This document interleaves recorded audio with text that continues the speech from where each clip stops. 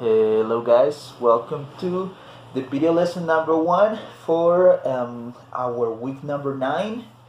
And this is more than half of the semester. Time flies. Hopefully you have learned. Well guys, hope everything's good on your side, everything's fine. Also, I wish you the best of lucks for the exam. Well, I am doing this video on advance, so I guess that by the time that you watch it, you have already presented the test, you have already taken it. So, as you could see, it's nothing like pretty difficult. I mean, it's not really different from what we have been doing. And normally my tests are like that. I mean, this is exactly the same test that probably I would have used in a presential class under the same conditions, only with, of course, the limitation of time that will be the 1 of 2 hours. So best of luck with that, and hopefully you can exhibit some of the things that you have learned during the class and things from your own creativity, right? Well guys, I want to start the class sharing this little poem with you, and I want you to pay special attention because we're going to use it for one part of the assignment of this week, okay? So make sure that you pay attention to it. This is a really old poem from the classical empires of the East and West, and this was written by Philodemus on the 110 before Christ. This one's called Make the Bed Lamp Tipsy with Oil. The bed lamp, of course, is a lamp that you put by your side, in the night table or something similar. But think about a lamp that is not electric, because it's really old, but that uses oil as a fuel, right? Normally you put oil in there and it burns and it produces light.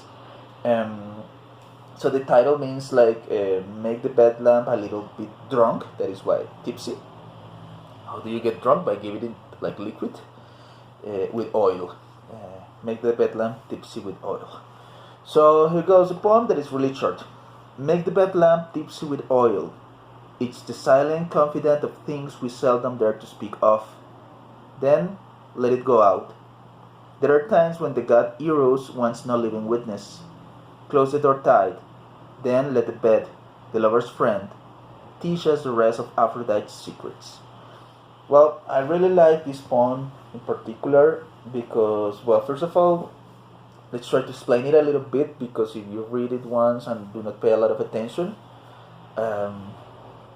it may be tricky, complicated. The words have a lot of meaning, but probably you don't get them at once, no? So it says, make the bed lamp tipsy with oil. It's the silent confidant of things we seldom dare to speak. Turn on somehow or light up the lamp. It is the witness of things that we do and think, right? There is nothing more intimate than our room, yes, the place where we sleep. So sometimes this lamp is like the only witness, the only object that sees our secrets, the love in the bed, our worries, our thinkings, our reflections with ourselves, different things, right? So sometimes it is the only witness in there. It says, then let it go out. So it's nice that the bed lamp is there, but then you have to turn it off at some point, yes? Sort of allow darkness to invade the room. There are times when the god Eros wants no living witness, yes? So there are moments in which Eros, who is the god of love and passion and sexuality, doesn't want anybody like to see what he is doing or what he is inspiring. Of course, this may have like different interpretations. It may refer to sexual interaction between two people that occur in bed, for example, or it may refer to not necessarily sexuality, but caresses. Well, that's part of sexuality as well, but I mean not explicitly sexual intercourse, but some other manifestation of affection. Sorry, that may happen in bed. So as this is inspired by this mythical god Eros, sometimes he doesn't want witness. So this is like a way to say that there are things that are really private. Close the door tight. Then let bed, the lover's friend, teach us the rest of Aphrodite's secrets. So close the door and let's say let yourself go with Aphrodite's secrets. That again, it's referring to a goddess of beauty, of love, of sexuality, of fertility, and different things, right? So that is the poem that I wanted to share with you today. I like it because it's really short, but it's full of meaning. It describes certain activities that are really explicit. Yes, it deals most likely with sexuality and some other exchanges, but doesn't use any word that is explicitly related to it. Yes, so you don't see any mention to any part of the body, no mention to the specific act, something like that. So it's very subtle. I think that's really nice because that's a complete art. So take that into account and take into account the explanation that I just gave you, because you're going to need it for the assignment. Okay. So guys, we're going with our next type of paragraph, which is going to be very important. I mean, all of them are the descriptive and the narrative ones, and you have seen already the possibility of somehow combining them, but this one is going to be especially important because this one in particular, the other ones as well, but this one in particular will be a really essential part of your final report, the essay, right? You are going to require persuasive or argumentative paragraphs that are more or less the same. Yes, basically the same thing. So if you go to the slide number 30, you will see some of the different occasions or moments in which we use persuasion, right? So it says that we use it in any situation. We will see some examples in a moment in order to convince. Okay, persuasion or persuasive comes to persuade. This topic and some other ones, we are going to study them in a more profound way, in a deeper way, when we are in formas discursivas. Hopefully I see you guys in there. It will be an honor for me to be your teacher again. So see you there if you want to take that with me again. But well, coming back to this, let's say that persuasion and convincing, that are a little bit different, but later on in another semester we will study that. The idea is to convince or persuade an individual or a group of people, right? A collectivity. Now, when do we do this? Well, under a lot of different circumstances, such as in day-to-day conversation, you all the time are trying to convince other people, or other people are trying to convince you about what group to choose, what time doing a particular homework, doing it or not, studying for the evaluation or not, deciding what time going to eat, what to eat, going to the movies, what movie to pick, right?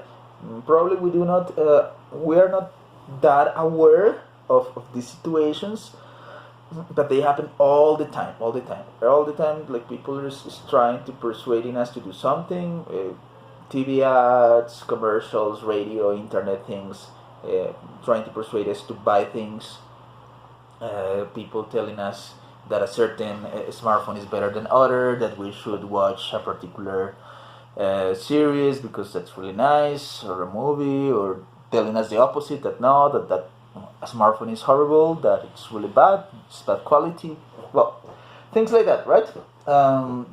So in day-to-day things, that happens all the time. Now we have some other things that are much more specific, right? Now, the more specific the persuasive attempt gets, well, it's going to have more technicality, or it's going to be more conscious, right? So we have, for example, a job interview. in which normally your intention is to get the job, right? So you try to persuade the person who interviews you, or who does the interview for you, that you are trained, that you have the professional training, that you have the people skills, that you are proactive, that somehow you are a team worker, well, everything that you require for a job, right? So that it's always an exercise of persuasion, yes, trying to convince the other person that you're the right person for the job. A debate, of course, and we can put it, I mean, all these three things, I guess: a debate, a colloquium, or a political intervention, more or less in the same level, right? So we have a group of people discussing about a certain topic and trying to reach agreements, or unfortunately, I guess that is like the most common, trying to prove that they are right and the other people are wrong. Yes, usually the debate is to find these common points, but nowadays people are more interested in proving themselves right and the others wrong, and sometimes that is why we have this deformation of instruments that are a little bit more beneficial or generous somehow. So yes, you have this position about abortion being legalized or not, drugs being legalized or not, well, etc. Right? And of course, that happens all the time. A colloquium, I don't know if you're familiar with it. Or what is it? Similar to a congress or some academic exercise in which authorities of different parts of the world are invited and they present their papers and they talk about it.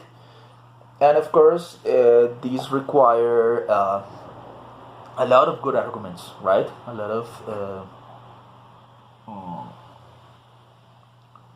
proof and logical propositions that help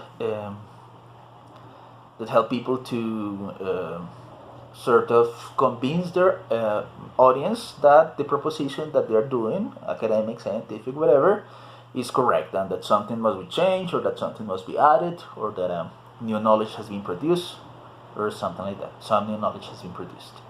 And the political intervention may be similar to the debate, but normally these have more of an electoral side, yes, getting people to vote for you, to vote you for president, for mayor, for a political position, something like that, right? So it's sort of similar, but having these different things. An editorial. Well, I want to make some emphasis. Sorry, over here on this one. Maybe you see the word editorial and you imagine like a company that produces books and receives the manuscripts of writers to revise them and correct them and see if they are publishable or not. So this is an editorial, sure, but the one that we are dealing with right now refers to these columns, these articles that are normally at the beginning of a magazine or of a newspaper or anything like that, and that manifest like the intention or the ideology of that particular magazine or newspaper or something like that, right? So if you take a look at a newspaper, I don't know how much of a reader of that you are. I imagine that not much, because these days that's not so common, right? Like young people reading the newspaper. But you can go to one of the first pages and you will find over there something that's called editorial. And basically, as I mentioned, it is the position of the newspaper, of all the people at the newspaper, and that it's, let's say, summarized by the editor towards a particular problem, or let's say a theme of, let's say, current importance. Yes, something that is polemic in the current days, or that is important, right? So, for example, normally when there are elections, the newspapers write an editorial in which they say, we as a newspaper are going to vote for a certain candidate because this, or that. Okay, so it promotes like the ideology over there. For example, let's say that there was a sensible death, a famous person or something like that. So they write an editorial about their position, how they feel about it, and things like that.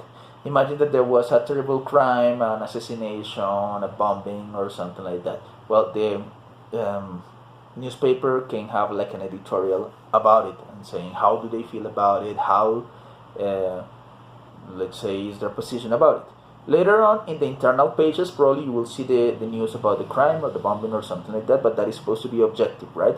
The editorial is subjective, it's the position of people. So normally they do this in order to convince their readers about something, no? So if they mention their position about somebody they are going to vote for, well, the intention is like, okay, this is a newspaper, a serious newspaper, a lot of important people work there, people who know about politics, economics.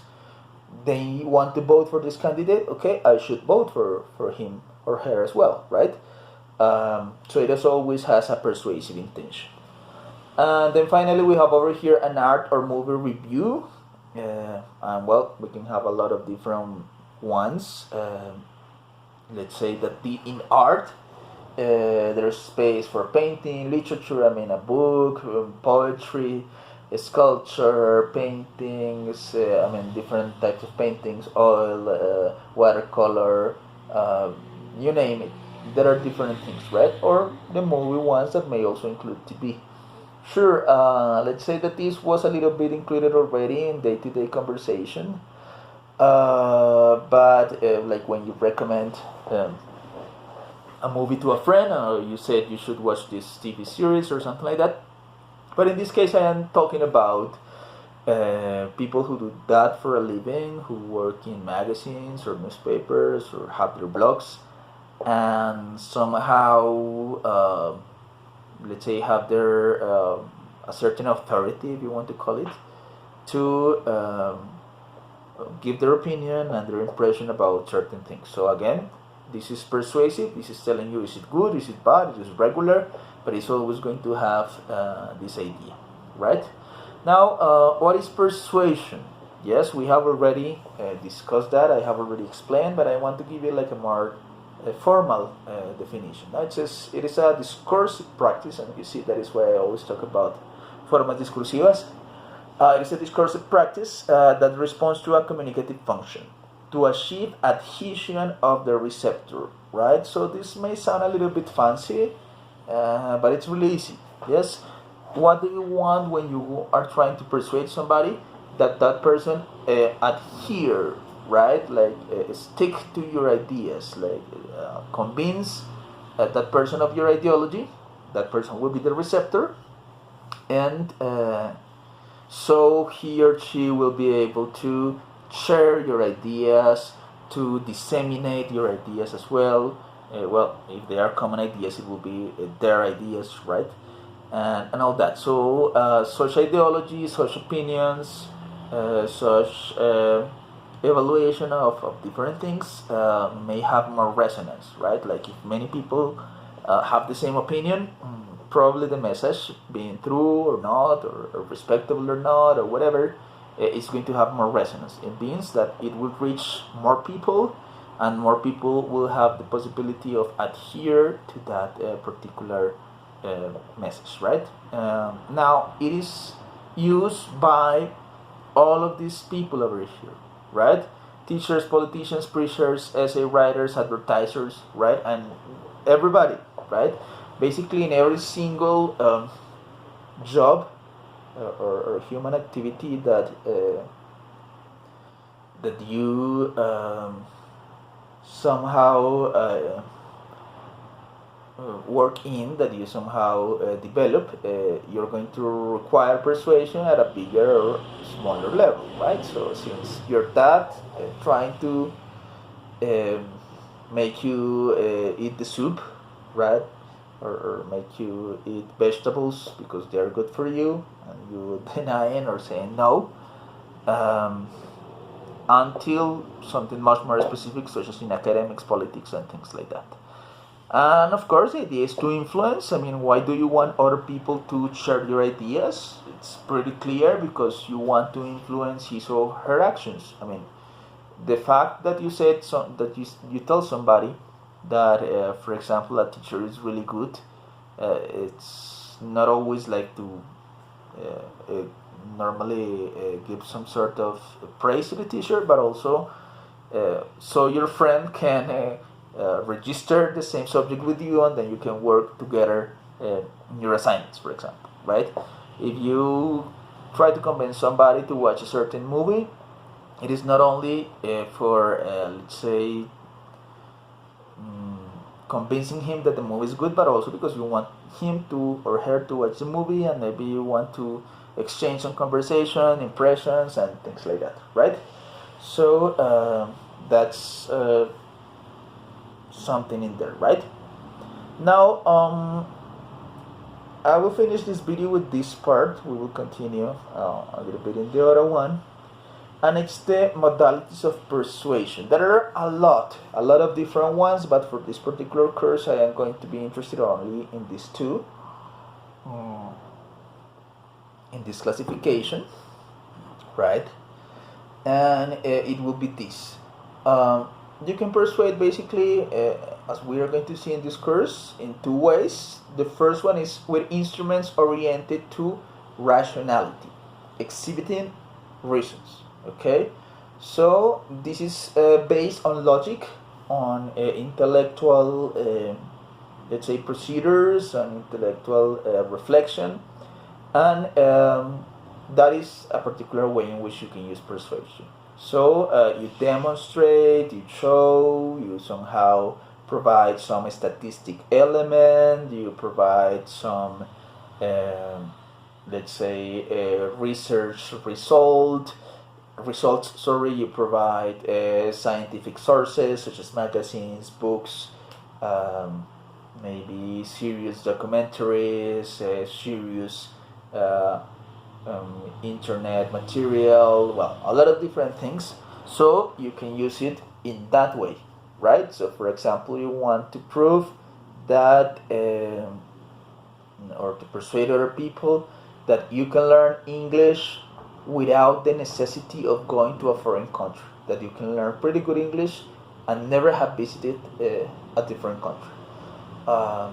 Okay, so you can provide all these evidence in terms of former research, in terms of experiences of other people, in terms of texts that somebody has written before, maybe observations, maybe papers in congresses, in colloquiums, and all these different things. So you see, everything you do is rational, is logical, appeals to the intellect of the other person. Okay? Hopefully that's clear.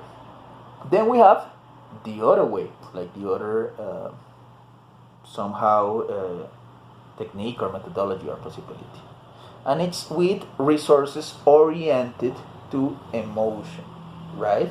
So in this case, you are not appealing to the intellectual part of your receptor, but you're appealing to affections or feelings. You're using love, you're using fear, you're using pity, you're using happiness, nostalgia, depression, sadness, whatever. Anything that it's like oriented to that, to emotions, not necessarily to intellectual things, is going to persuade the person to do something, right? So if somebody says somehow, hey, could you please lend me, I don't know, 2,000 pesos? Okay, what do you want them for? I don't have for my bus. I don't have money for my bus, and I live really far away, like 3 hours. If I walk, it will be really, really far away. I will be really tired. It is raining and it's dangerous, right? So could you please, I will return them tomorrow. Okay, so that appeals to emotion somehow, yes, more than to any intellectual thing of how are you going to do, what are you going to do with those 2,000 pesos, what are you going to somehow invest them, or if you're going to distribute them or whatever. No, it appeals to emotions. Yes, in this case the emotion is maybe solidarity, maybe a little bit of pity, maybe care, friendship, well, a lot of different things, right? But it is not necessarily intellectual. You see, it's associated directly to emotion. So that's it. Of course, we can have them divided. We can persuade by rationality, or by emotion, or like in all of the other cases, uh, we can combine them. Yes, we can provide an argument that has a little bit of both, that has more rationality and a little bit of emotion, that has more emotion and a little bit of rationality, and things like that. Okay, so hopefully that's clear, guys. So that's the end of our first video. See you on the other one, that I guess it will be quite short. Okay, thanks a lot. Bye bye, hugs.